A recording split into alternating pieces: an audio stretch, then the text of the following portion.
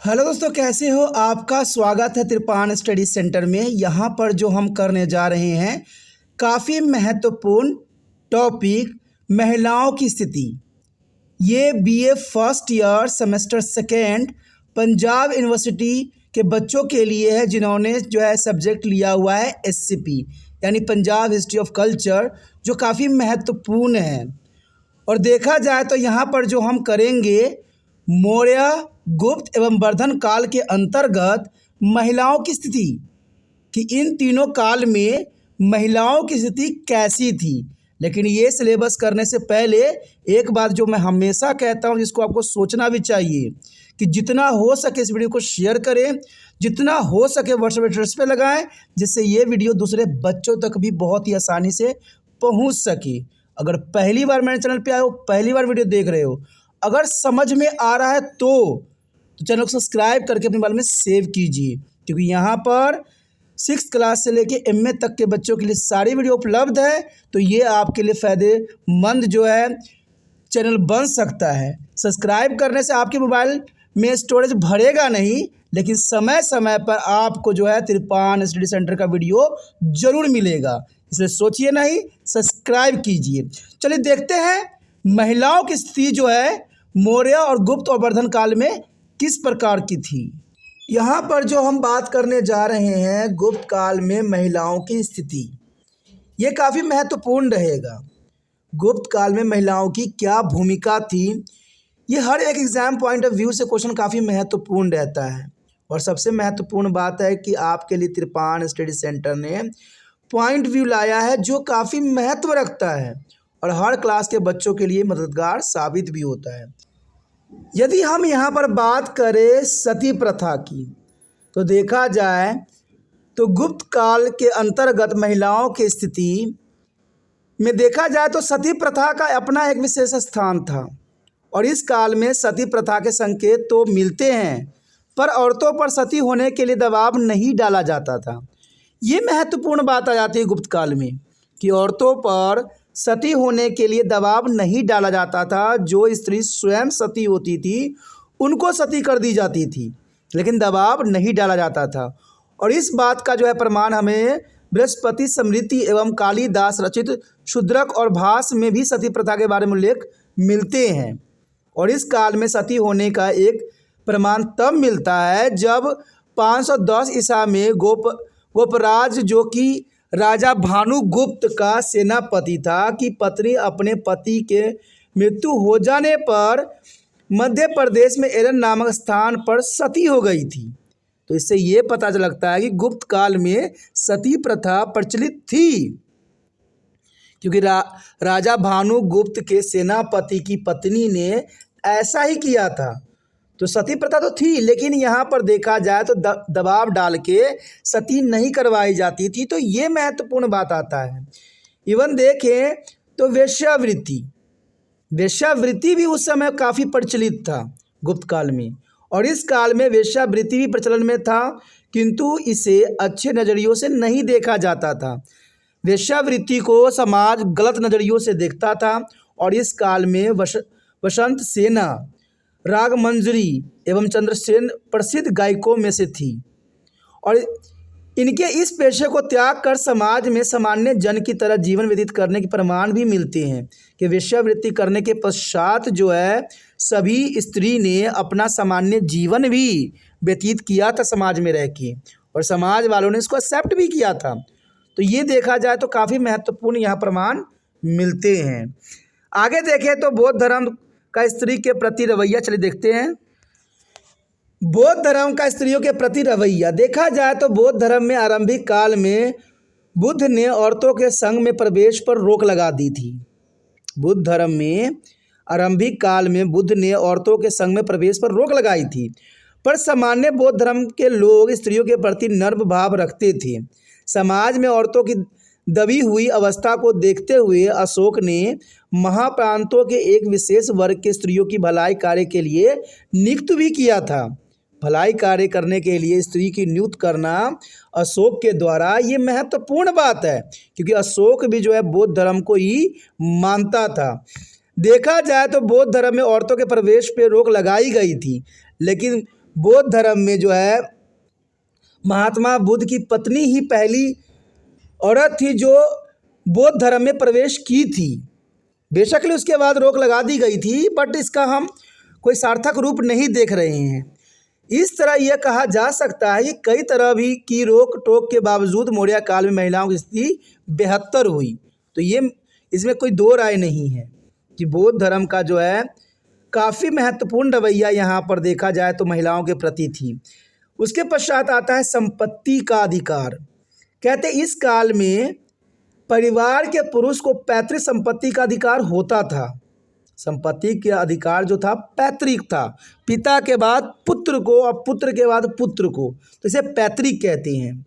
प्रायः औरतें एवं लड़कियां को संपत्ति पर उत्तराधिकारी प्राप्त नहीं था। औरतें और लड़कियों को जो है अपने पिता के संपत्ति पर कोई अधिकार नहीं होता था, उनको इन अधिकारों से वंचित किया गया था। और विरासत संबंधी अधिकारों के कारण भी पुरुष स्त्रियों के ऊपर वर्चस्व कायम करने में सक्षम थे। तो कहीं ना कहीं अगर पुरुष यहाँ पर डोमिनेट थे तो रीजंस यही बनता है कि यहाँ पर जो है स्त्रियों को संपत्ति के अधिकार से वंचित किया गया था, जो कि काफ़ी महत्वपूर्ण बात आ जाती है। आगे हम देखें महिलाओं का अधीनस्थ होना, तो चलिए देखते हैं। महिलाओं को अधीनस्थ होना काफ़ी महत्वपूर्ण बात आता है कि महिलाओं के अधीनस्थ होने का प्रमुख कारण था कि उनका अपने जीवन यापन के लिए मर्दों पर आश्रित होना। तो रीज़न्स यही बनता है कि महिलाओं को जो है पुरुषों के ऊपर आश्रित थे, इसी वजह से जो है वो आगे नहीं बढ़ सकते थे। उच्च वर्ग के पुरुष अधिक से अधिक मात्रा में भूमि अर्जित करने लगे और इस बढ़ी हुई संपत्ति के वजह से बहुविवाह की प्रथा आरंभ हो गई। पैतृक व्यवस्था के कारण पुरुष औरतों को अपनी संपत्ति की वस्तु की तरह समझते थे और स्त्रियों को इसी प्रकार से उपयोग भी करते थे। इस सब का परिणाम यह हुआ कि महिला अपने पति के इच्छा के अनुसार कार्य करने को विवश होती थी, क्योंकि सब के सब औरतें जो थी पुरुषों पर ही आश्रित थी। इसी वजह से उसके बातों को, पुरुषों की बातों को मानना, उसके सिवा उनके पास कोई विकल्प नहीं था। हालांकि यह भी माना जाता है कि वैश्या एवं क्षुद्र महिलाएं कृषि कार्य के अलावा अन्य लोगों के घरेलू कार्य को भी संपादित करती थी, इसलिए उनकी स्थिति बेहतर थी। वह अपने पति के अधीन नहीं रहती थी। यानी उच्च घरों में तो ऐसा सिस्टम था कि वो पुरुषों पर आश्रित थे, लेकिन देखा जाए तो क्षुद्र और वैश्य जाति के वर्गों में इस प्रकार की प्रावधानता नहीं थी, क्योंकि महिलाएं जो है दूसरे घरों में काम करके अपना जीवन को चलाती थी और अपने पति के अधीन नहीं रहती थी। तो देखा जाए तो बहुत महत्वपूर्ण बात है। कहते जो अपने पैरों पर खड़ा हो जाती थी वो अपने पति के अधीन नहीं रहती थी। आगे देखिए शिक्षा की, महिलाओं की शिक्षा किस प्रकार की थी गुप्त समाज में। तो महिलाओं की शिक्षा, हालांकि गुप्त काल की महिलाओं को धार्मिक एवं वैदिक शिक्षा लेने को रोक दिया गया था, इसमें कोई दो राय नहीं है। फिर भी यह कहना सही नहीं होगा कि इस काल की सभी महिलाएं अशिक्षित थी। कुछ महिलाएं थी जो पढ़ी लिखी भी थी। बेशक देखा जाए तो धार्मिक एवं वैदिक शिक्षा लेने से महिलाओं को रोक जरूर दी गई थी, लेकिन कई महिलाओं ने जो है शिक्षा ग्रहण किया था। वो संगीत कला, नृत्य कला, चित्रकला एवं घरेलू कार्य में माहिर होती थी। महिलाओं को पुराना महाकाव्य, वीर गाथाओं के श्रवण की आज़ादी थी, सुनने की आज़ादी थी, कहने की आज़ादी थी। और इस काल में शीला, भैतरिका जैसी विदुषी भी हुई। ये नाम कई बार एग्जाम में पूछ लिया जाता है कि गुप्त काल में कौन सी शिक्षित महिलाएं थी, तो ये आपके समक्ष आ जाता है। शीला, भैतारिका जैसे विदुषी भी हुई, जो गुप्त काल की कई कथाएं बताती है कि बाद की महिलाएं व्यापारिक कार्य को रोकने में भी दक्ष थी और वो इस सिर्फ स्वयं शिक्षक थी, बल्कि बच्चों को विकसित करने का कार्य भी करती थी। उदाहरण के रूप में वासव दत्ता का नाम लिया जा सकता है।